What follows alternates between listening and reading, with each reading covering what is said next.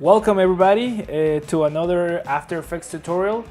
Today I'm going to show you how to attach objects to walls or floors or ceilings using 3D motion tracking in After Effects. So we're going to create a new comp and name it 3D tracking. Now we're going to add our footage to our composition. Next step is to actually track our footage. First, we're going to make sure that we have the right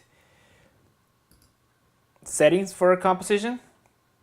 So I want it to be 1920 by 1080. So here it is. And now we're going to go back to the beginning of the clip. I'm going to click on our footage, and then we're going to go to our tracker. It's right here. Click on it, and then click track camera. And this might take a few minutes depending on your computer, how fast it is. Now that the 3D camera tracking has been completed, we get all these little marks all over the footage, and now we're going to attach, in this case, my logo to this wall right over here. We are going to select one of these marks. This one right here seems okay. We're gonna select one of these marks. We're gonna right click in the middle of that triangle, and then we're going to create solid and camera. So now we have a solid attached to that wall. And what we're going to do, we're going to replace that solid with our object. So now we're going to go to the solid layer. We're going to right click on it, and then we're going to pre-compose it. I'm going to give it a name. I call it logo because I'm going to replace it with my logo. I hit OK. Double click on the logo layer. And now we're going to bring my logo. We're going to scale it down. Right about there. We're going to get rid of that solid, but now I actually want to give it a background, so I'm going to create a new solid, call it background, hit OK, put it in the back, and now I'm going to go back to my main composition, and there it is. There is my logo attached to the wall. So now that looks a little funky there, but there's a few things that you can do to make it look better. So we're going to rotate it a little bit so it looks like it's actually attached. Maybe change the rotation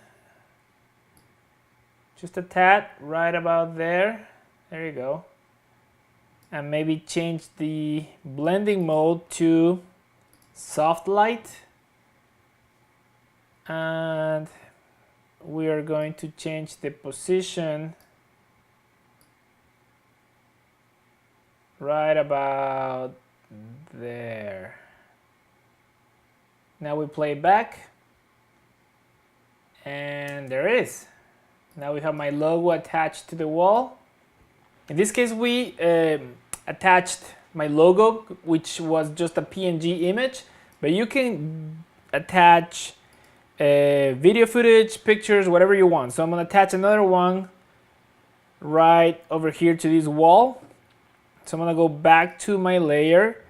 I'm going to click on the 3D camera tracker to bring the marks back. I'm going to choose another another of these 3 marks. This one right here actually this one right here seems good. I'm gonna right click on it, and then I'm gonna create a solid, because we already created a camera, so now we're just creating a solid.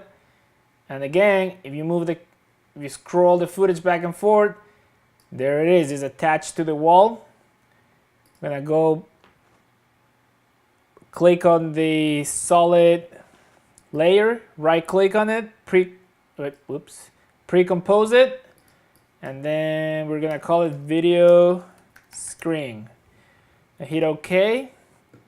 Double click on your composition. We're gonna change the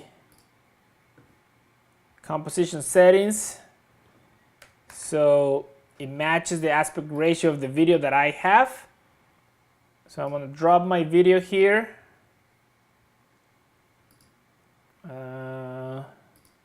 Check the composition again. Oh, whoops. 1920 by 800. There you go. Hit OK. I'm going to delete the solid. Save my project. Go back to my main comp. And there it is. Video screen is attached to that wall. And we're gonna tweak it a little bit.